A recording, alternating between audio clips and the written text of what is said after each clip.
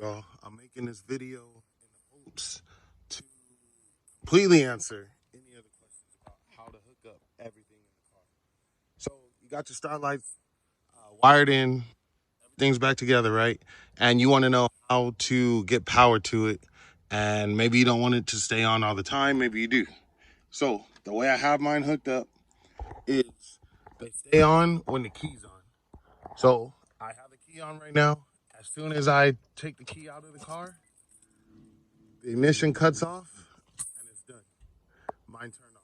When I put the key back in the car, turn the key to the ACC, the first position, they cut on.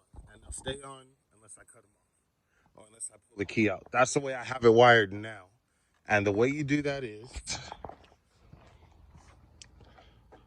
if you have a GM, I hope the fuse box is the same, but I have it wired in with that fuse, the added fuse line that I was telling you guys about in another video, where you actually put two fuses on there, and it plugs right into the factory location, and you're able to run both what it was meant to run, plus I have the 30 amp that goes to the Starlights.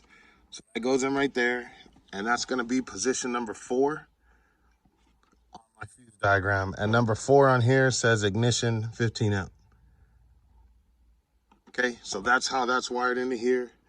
I took the wire all the way back to the truck, through here to the back, and this is just a power wire, not the ground, here, and then to the inside of the car, and then this is where I have my Starlights wired up. So there's both boxes are down there, and I pulled this out just so you can see. And imagine this is black, this is a negative, and then this is a positive. So coming off of the unit, right? You got your plug coming off the unit. I've cut it, and then there's a positive and a negative. So the red is positive, and the blue is negative. So since I have two, I have them both going to the same. So two positives right here, the two small red ones, go to negative. I'm sorry, a positive wire, and that's the one that goes all the way back to the fuse box underneath the hood. Then the two blue wires are negative. So I have this screwed into the panel here.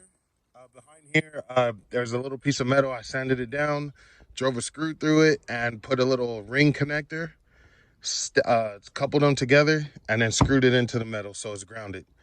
That's all you need. It's wired up. Boom, you're done. And that's the way you do it if you want to turn the key on, and they come on, turn the key off, and they shut off. Before, I had it wired up here to the dome light. The dome light has 3 wires, and the body module inside the truck will keep the power to the dome lights. Even if they cut off, the power still stays to the dome lights until the computer decides to cut them off.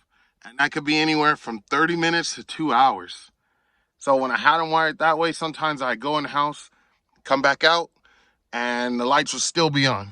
But in the morning, when I go to sleep, wake up in the morning, get ready to go to work, they're off. But I didn't like the fact that they were staying on for like an hour, 2 hours. It just, it didn't sit well with me. So I unplugged it from here. I had it wired there, like I said. I took that out and I just went to the one in the fuse box. And now that it's done like that, I'm happy with it. Every time I get in, they turn on. When I get out, they turn right off. No problems, no worries. That's the way I have it wired up in here. Now I'm gonna take it to my Challenger, and you'll see the way I have it wired up in there. The Challenger. You pop your trunk, and I got it set up already for you. This is the easiest way to do it.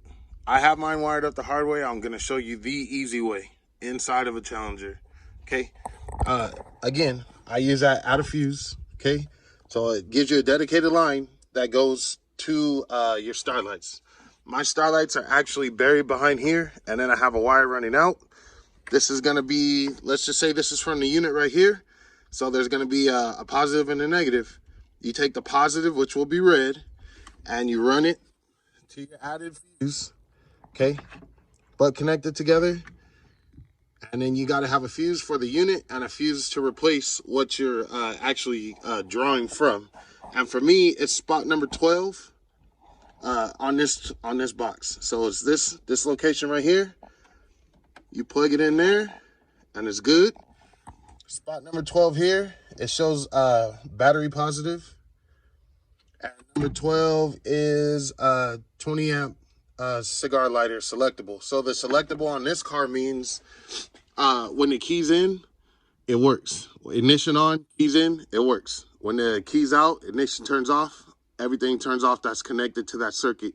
So just like an Escalade, it's gonna cut off as soon as I take the key out or press the button to turn it off, because there's no key for this car. So that's the way this one works too. Same kind of way, and it works great. So from your unit, you got the black cord. The black cord splits off into two. You got a positive and a negative. The red is positive. You run that to the added fuse line. Put a fuse on it. That's good. The ground wire, where does he have it grounded? I have it grounded right here. There's a little nut right here, and it's grounded to the body ground. It got to be the metal. And then yours is going to work. That's all you got to do.